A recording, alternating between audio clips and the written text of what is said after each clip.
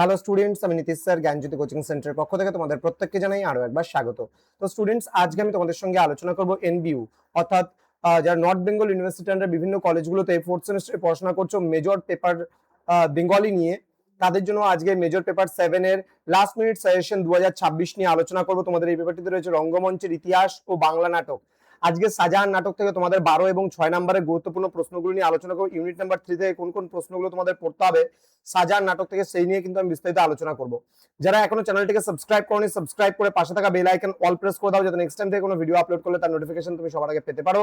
এছাড়া অনলাইনে যারা ভাবছো আমাদের থেকে নোটস নেবে, তারা অবশ্যই যোগাযোগ করো আমাদের অফিসিয়াল নাম্বার 7076398606 নম্বরে অথবা 6295916282 নম্বরে। তোমাদের টোটাল কোর্স ফি রয়েছে তোমাদের এই সাধ্যের মধ্যে জাস্ট 1199 রুপিস রয়েছে অল সাবজেক্টের কোর্স ফি। তো চলো শুরু করি আজকের ক্লাসটি। প্রশ্নমান 6 এবং 12 জন্য দ্বিজেন্দ্রলাল রায় রচিত শাহজাহান নাটক থেকে কোন কোন প্রশ্নগুলো পড়বে এই নিয়েই কিন্তু আজকের এই আলোচনা।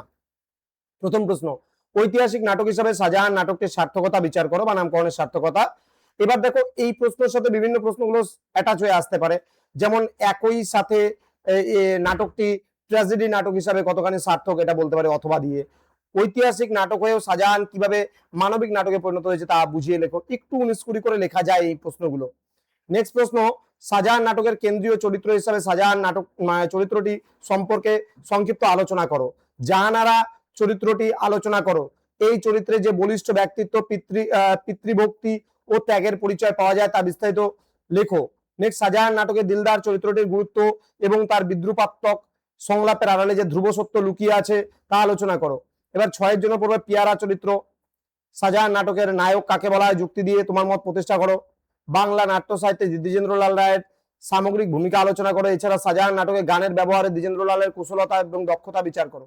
এই কয়েকটা প্রশ্ন তোমরা যদি ইউনিট নাম্বার 3 থেকে 6-12 পড়ে নাও, তোমরা 100% কমন পেয়ে যাবে। একটু 19-20 করে কোশ্চেন আসতে পারে, যেহেতু টেক্সচুয়ালের হুবহু মানে মানে একদম ছাপানো প্রশ্ন কোনোদিনও আসে না। একটু 19-20 করে আসবে, যেন বিষয়বস্তুগুলো সম্পর্কে তোমরা যদি অবগত থাকো তাহলে ইজিলি লিখে দিয়ে আসতে পারবে। দেখা হবে খুব তাড়াতাড়ি তোমাদের সঙ্গে আরো একটা নতুন ক্লাস নিয়ে। তোমরা প্রত্যেকে ভালো থেকো, সুস্থ থেকো। Thank you so much. Thanks for watching after all. Thank you.